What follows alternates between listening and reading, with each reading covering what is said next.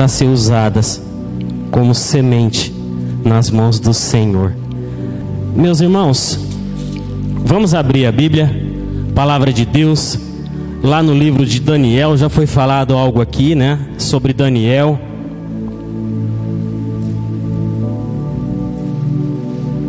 Capítulo 3.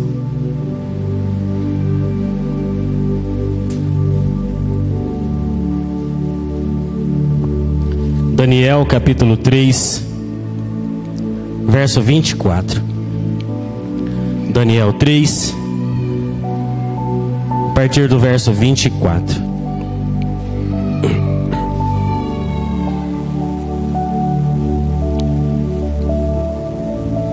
Amém? Daniel, lá nos profetas menores.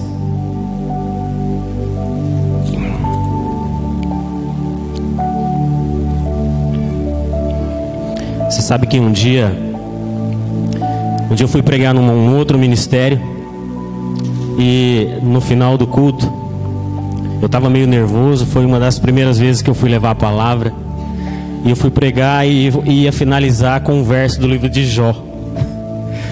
E eu folheava essa Bíblia para lá e folheava essa Bíblia para cá, e eu sabia onde estava Jó, e o Jó não aparecia. E para a honra e glória do nosso Senhor, eu tinha guardado o verso, e eu pude dizer o verso sem mesmo achar. Amém, meus irmãos?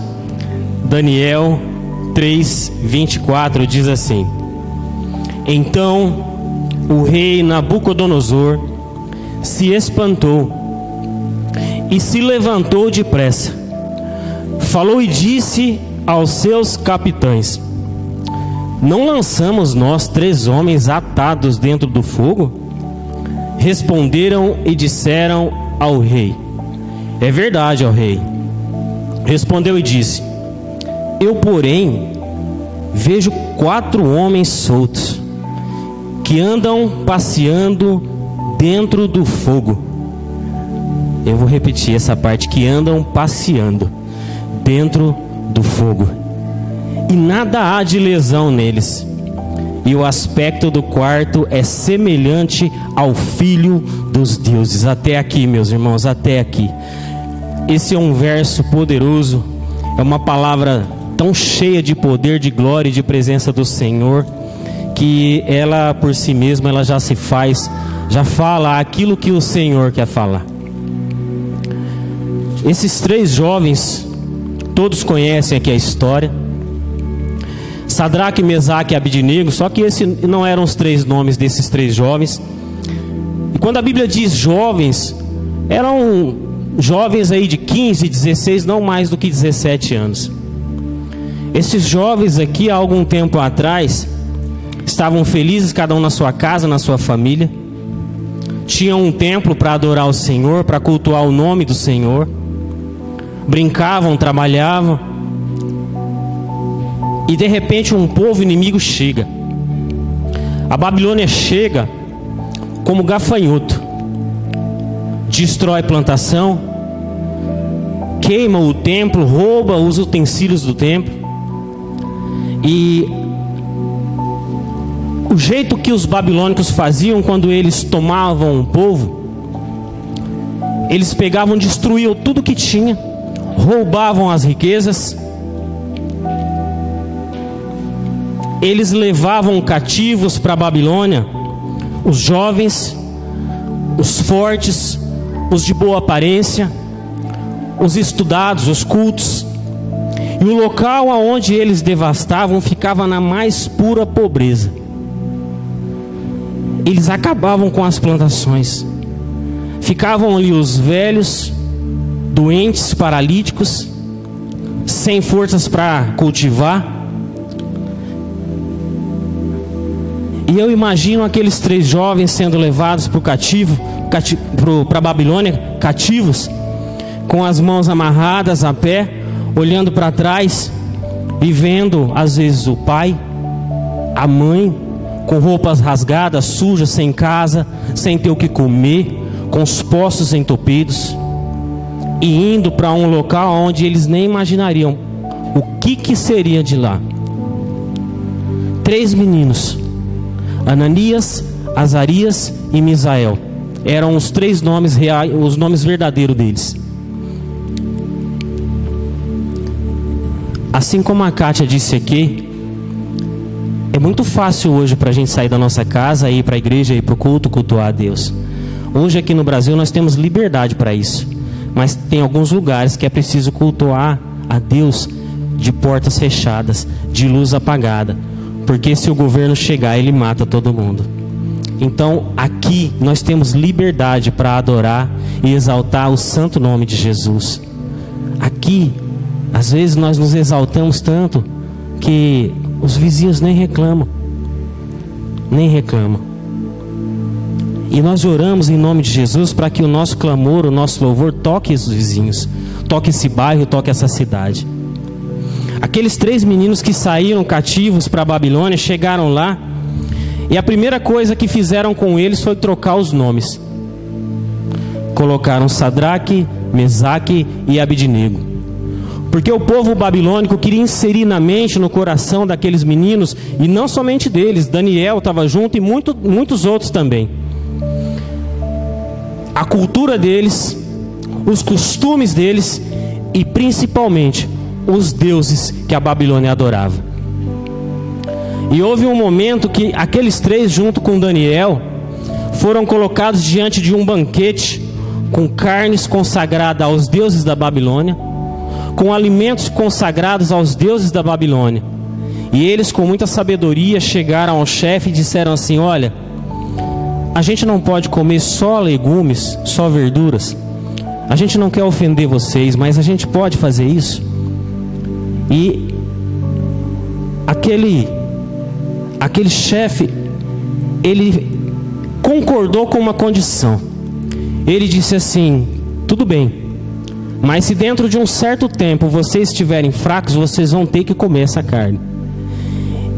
E a palavra de Deus diz que ao término de alguns dias, aqueles jovens que estavam comendo só legumes e verdura estavam mais fortes do que os outros que estavam comendo carne.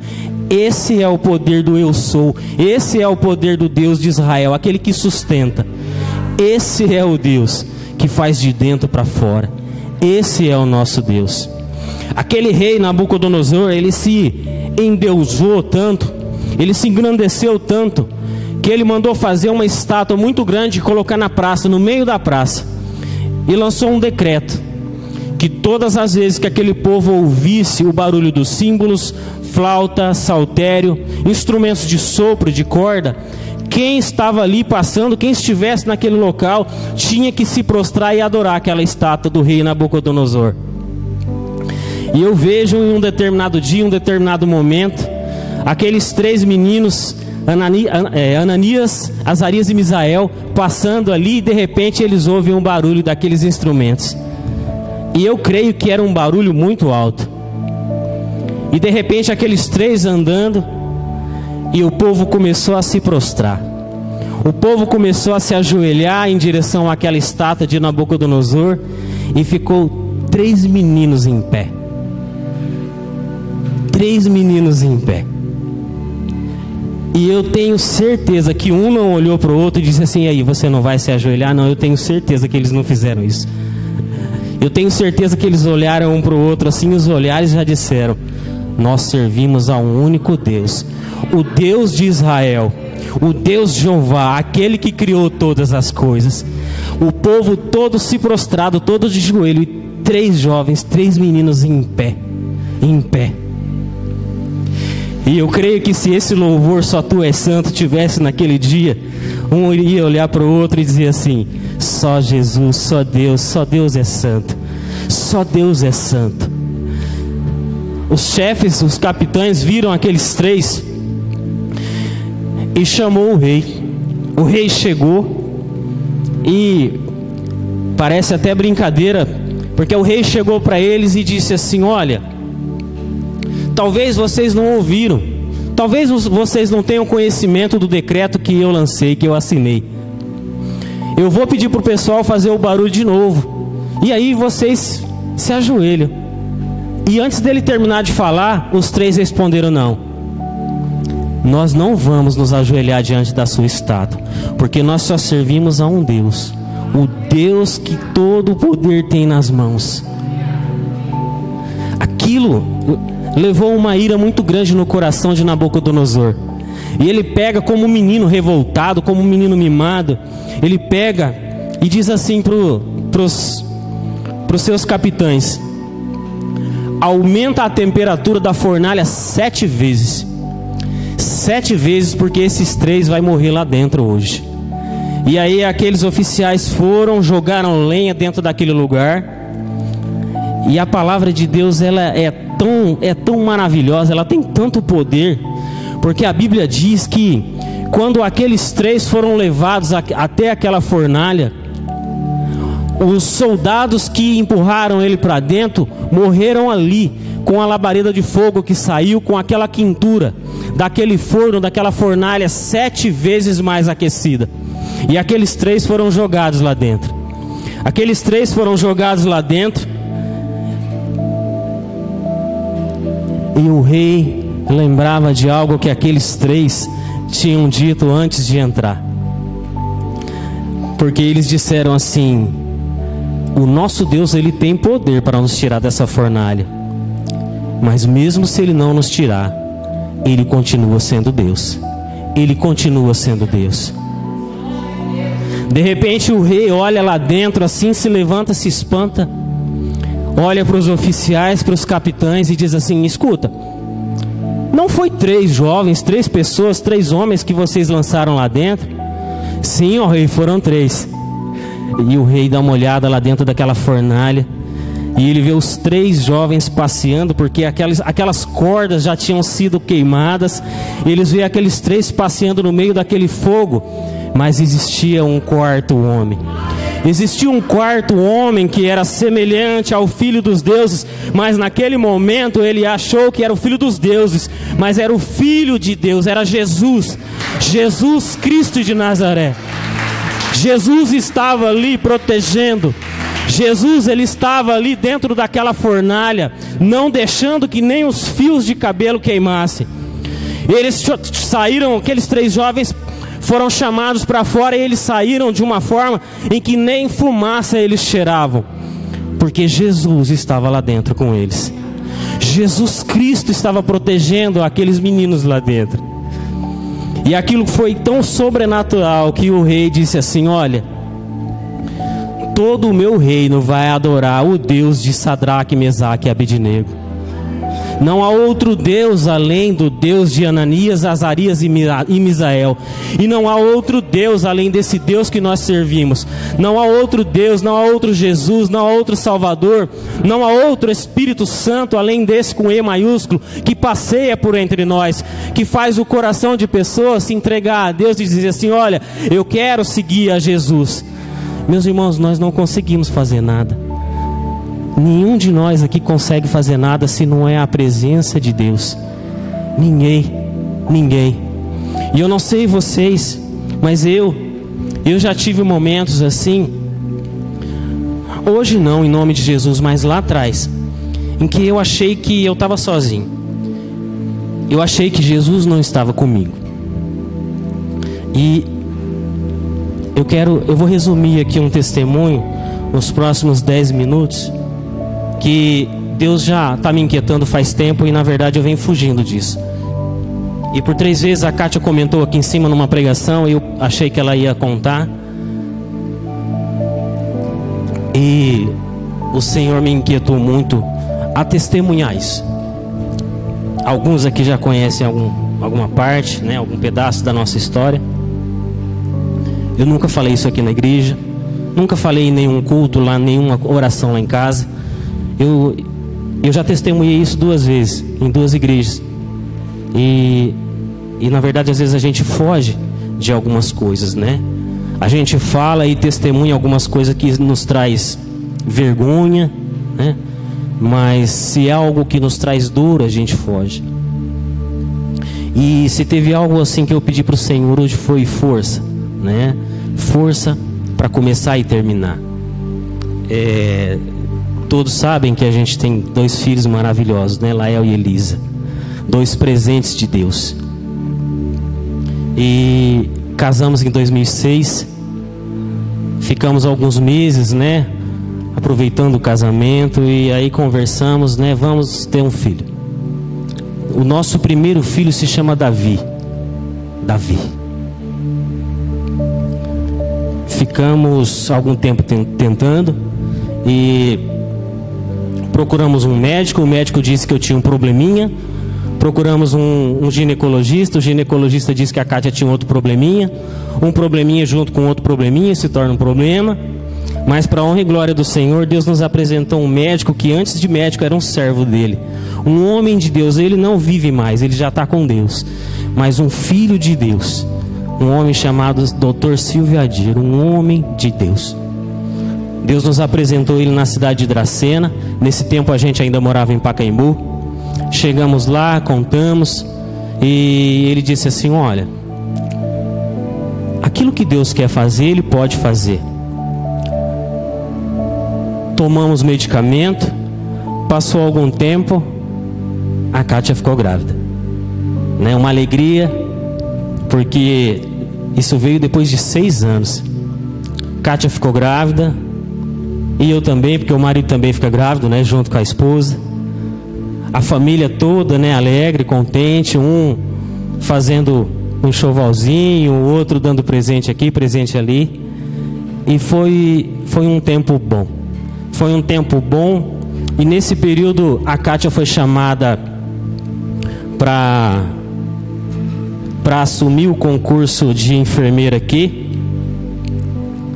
E ela estava com uma barriga desse tamanho assim, do Davi.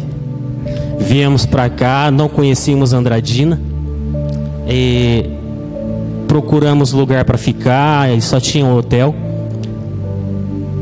Não teve condições de ficar, mas Deus providenciou uma casa de uma senhora muito gentil, muito cuidadosa, que cuidou da Kátia como um filho. A Kátia, no final da gestação, não pôde mais trabalhar, foi para casa. E eu me lembro como se fosse hoje, que eu chegava do serviço, a Kátia estava sentada no sofá, com aquela barrigona desse tamanho assim. E eu chegava, eu encostava o rosto na barriga da Kátia, e eu falava assim: Davi, o papai chegou. E o pezinho dele assim empurrava assim a barriga dela, né? Eu sentia no rosto. E por muitos dias acontecia isso. Eu encostava assim, eu sentia aquele pezinho. Dia 16 de março de 2011.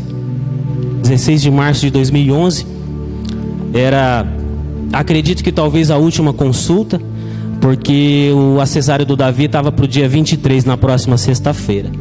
Fomos até a cidade de Dracena e, brincando ali, né, o médico ainda brincou. Ele disse assim: filho podia nascer assim de um jeito mais simples, podia ser igual uma espinha, a gente apertava e ele saía, né? E a gente dando risada, a Kátia deitada numa cama, numa maca, e ele passando aquele ultrassom, né? E eu estava numa distância assim como daqui, naqueles vasos, em pé. E só que aí eu vi o semblante do Dr. Silvio Adir assim ficar mais sério. Ele começou a ficar sério, né? A gente não estava ouvindo o coração do Davi. E ali as minhas pernas começaram a tremer, né? Meu coração começou a pulsar, e eu não me lembro do dia em que bateu tão forte. E tinha um outro médico do lado dele, um mais jovem, ele entregou o aparelho, o outro passou também assim, aí fez assim para ele. E naquele momento eu ia cair ali, porque as minhas pernas começaram a tremer tanto que eu não tinha mais forças.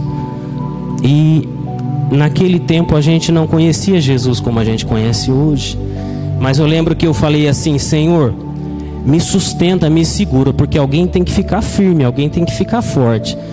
E depois daquela oração assim, né, em pensamento, meu coração começou a desacelerar. Eu cheguei perto da Kátia, segurei ela, as pernas firmaram, e o Dr. Silvio Adir mandou a gente para uma clínica para fazer um outro exame. Fomos, constatou que realmente não tinha batimento de coração. Voltamos para a clínica, né, pro consultório do Dr. Silvio Adir.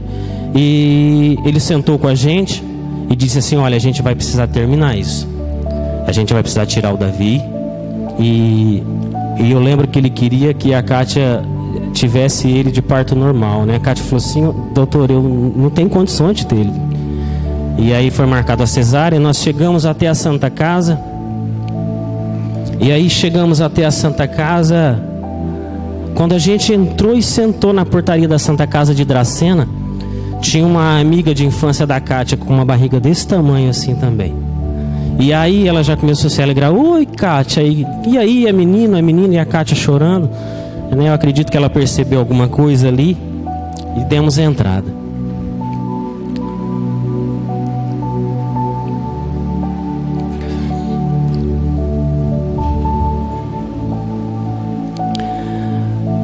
Eu fiquei esperando a cesárea e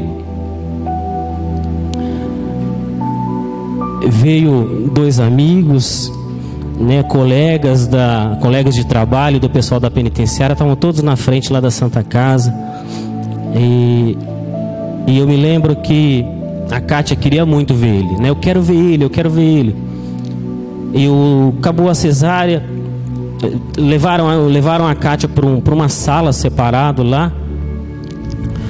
E alguns da nossa família estavam lá. E aí o doutor Silvadir conversou com a gente. E como a Kátia queria muito ver ele, aí a enfermeira chegou com o Davi numa bandeja. E elas tiveram cuidado de colocar um mijãozinho que fala nele, né, uma roupinha. Ele estava bonitinho assim, pequenininho, perfeito. Né? Parecia um anjinho, quietinho ali. E aí ela colocou numa mesa, ele conversou com a gente. A Kátia ainda, poucos minutos ali, que tinha feito a cesárea. E ela disse: eu quero ver, né? Aí ela estava na maca, né, a nossa família ao lado. Aí eu peguei o Davi, né, ele estava molinho, né? Eu peguei ele assim, segurei na cabecinha dele, encostei no rosto da Kátia, né? E ela deu um beijo nele. E aí eu coloquei de volta. E aí eu perguntei pro Dr. Silvadir se ia ter velório, que a gente não sabia como que era. Ele falou: não, tem que fazer, né, tal. E a Kátia ficou na Santa Casa e eu voltei para Pacaembu. A gente havia levado, já estava andando com a bolsa, né, com as coisas, tudo prontinho, o quartinho já estava tudo pronto. E aí eu fui lá no carro, escolhi uma roupinha, porque um amigo nosso tinha ido com a funerária. Eu escolhi uma roupinha lá para colocar nele. Eu sei que a irmã da Kátia ficou com ela no hospital. Eu voltei para Pacaembu. Eu fiquei no velório do Davi naquela noite, né, de sexta para sábado. E o Davi estava pequenininho assim.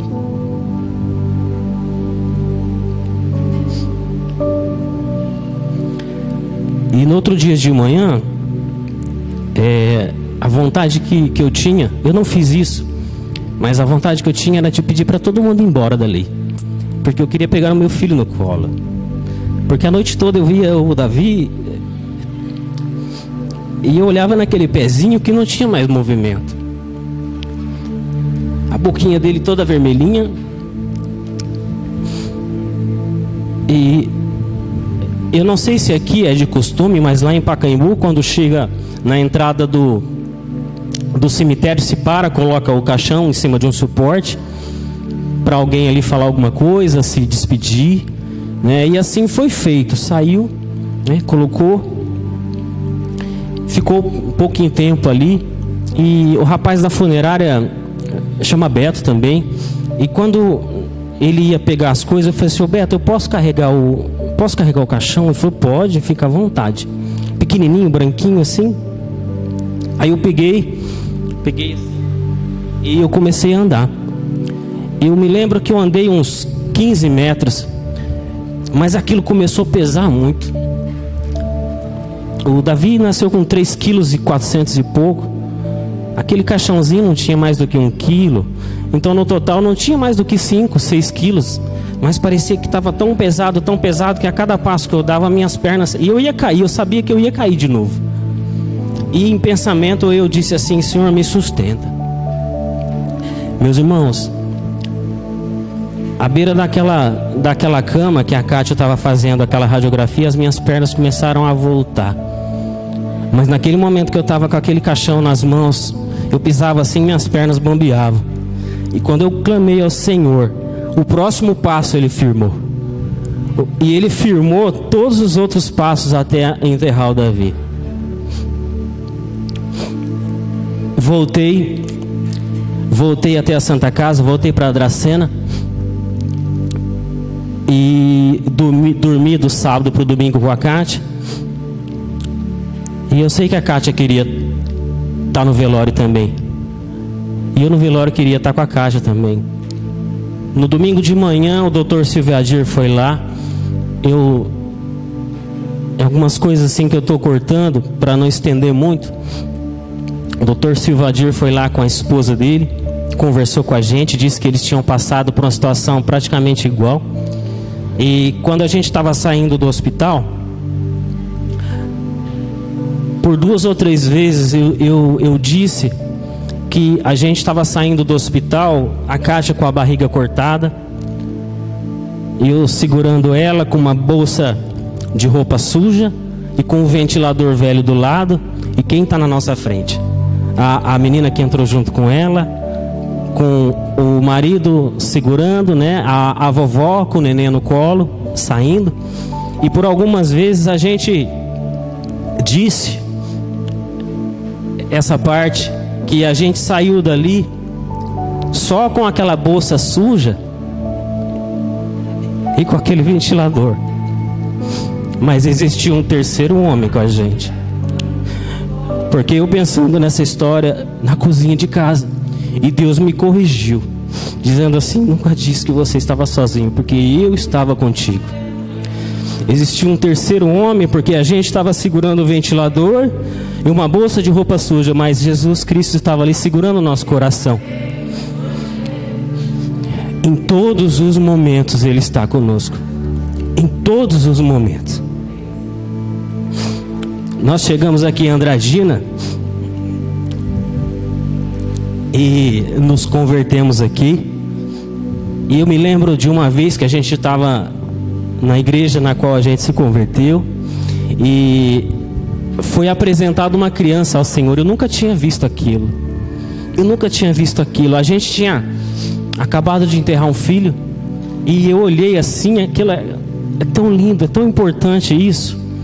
E eu pensei assim comigo, falei: Senhor, eu e a Kátia estava sentado mais pro fundo da igreja e o pastor levantava a criança assim, orava e consagrava ao Senhor. Eu pensei: Senhor, quando que a gente vai poder fazer isso?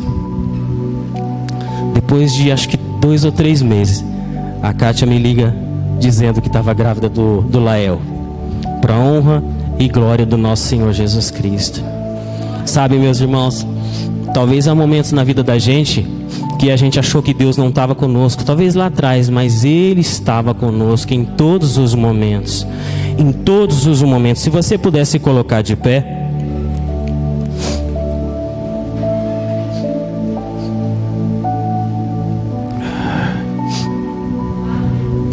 Vale a pena servir ao Senhor.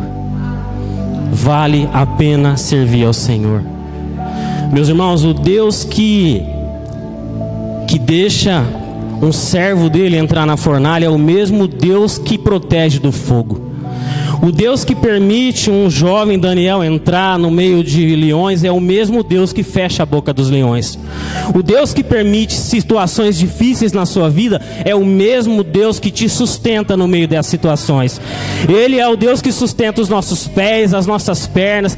Ele é o Deus que sustenta e segura o nosso coração quando às vezes sai sangue do nosso coração. Ele nos sustenta. É Ele que nos sustenta.